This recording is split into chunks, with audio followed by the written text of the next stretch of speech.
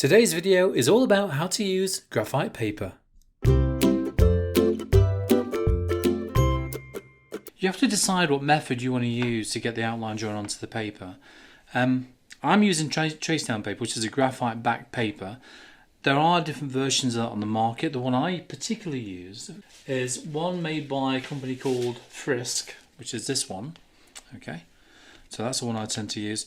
Pretty good, really good stuff. It's not too graphite, if you know what I mean. So it doesn't transfer too much across, because some of them do, and it means you've got to keep taking some pencil off afterwards.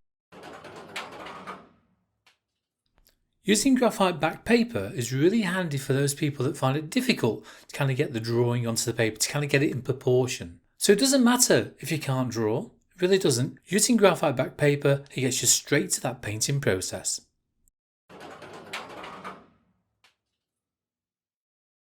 Some people say it's cheating, some people say it's just a quicker way of getting to the painting stage.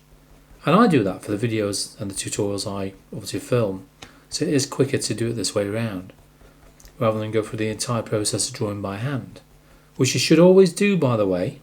Should always do. Practice that, because hand-eye coordination is very important when you're working with any paintings or anything for the outline drawing.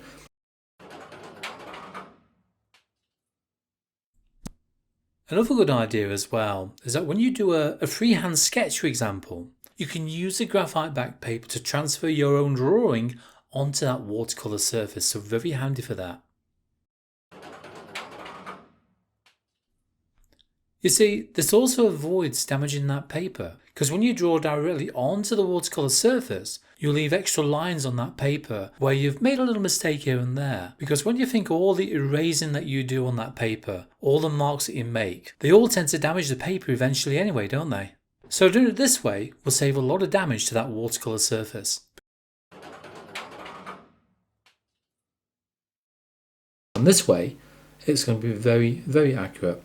But that enables you to get an outline drawing onto the paper fairly swiftly, and very detailed as well. It's got to all be in proportion, it's all spot on, ready for when you start working on the painting. Down. Now I'm using washi tape, which is a low-tack masking tape. Slide that one under there. It's great stuff, it really is, because it doesn't damage the paper, but it does come off quite easily, so it does move, which again is ideal when you put these little marks around.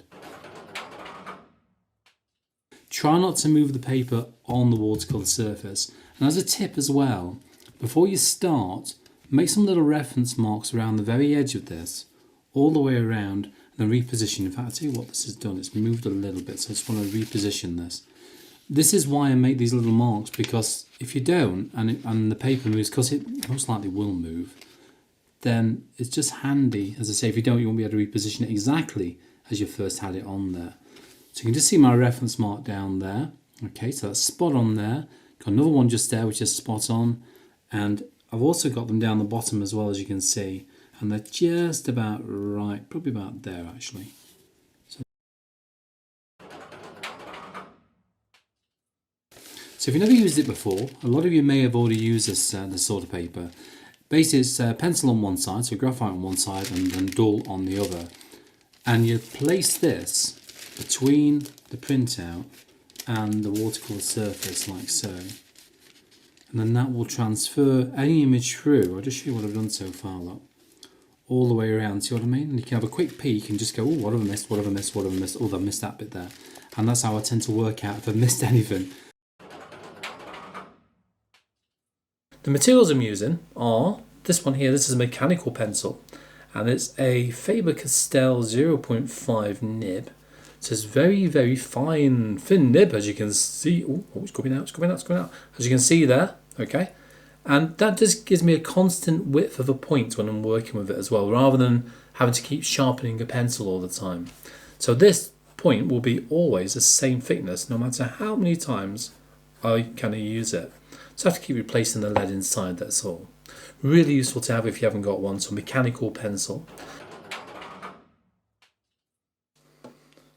Always bend the corner of the paper. And that's because when it's bent, you can just quickly grab it. When it's flat against it, I'm going like this, trying to grab it with my thumbnail. And you don't want to damage that watercolour surface, do you? So just bend over that corner, just one corner will do, and then lift that up. Now, I've printed this off on very cheap quality setting. You can even see the lines on my paper there from my printer on very thin printer paper. That's all it simply is. The thin paper, you don't have to press too hard on it, do you? In order to leave that graphite line underneath on the watercolour surface. And this in turn avoids leaving those dents in that watercolour paper, those extra lines that you put in by pressing a little bit too hard. And within those lines, when you add your paint, it's going to sink into those lines, isn't it? And those lines will appear even darker than they would do on the rest of the watercolour paper. But I'm using a medium pressure on here as well, so I'm not pressing too hard. So imagine pressing on your hand, you don't want to hurt yourself. Something like that. So don't press too hard on the paper. And the harder you press, the more it will obviously leave the darker lines on the paper. But you've got to remember as well, the harder that you press, the more of an indentation those lines will be. Once you've done that, then you'll end up with something like that. That's barely visible. And that's because I've not pressed too hard. And the only problem with graphite paper, it gets all over your fingers, so be careful of that. And any, say, overspill that we've got here, make sure you get rid of that as well, because you'll end up getting it on your hands. Then you move it across the picture as you start working on it.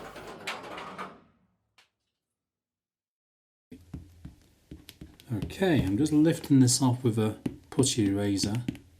Should just about do. You can use a dust-free one. This is Faber-Castell, as is this, okay? But Faber-Castell, this is one way you can kind of rub with if need be. But this particular one, I tend not to rub with this. I tend to use it for dabbing with or for rolling over the top. So these lines are far too dark. So to lighten these lines down, all I'm going to do, just get rid of that, is just very lightly tap just to lift off some of that graphite so it's not too dark. Because you've got to remember, these petals are very soft, aren't they, around the edges. But we still need to have an edge to that petal. So we need to know where we've got to paint to. So lighten this so you can just see it. Now, as with this bird painting that you can see in front of you, what I've actually done, I've cut up the graphite back paper into small pieces.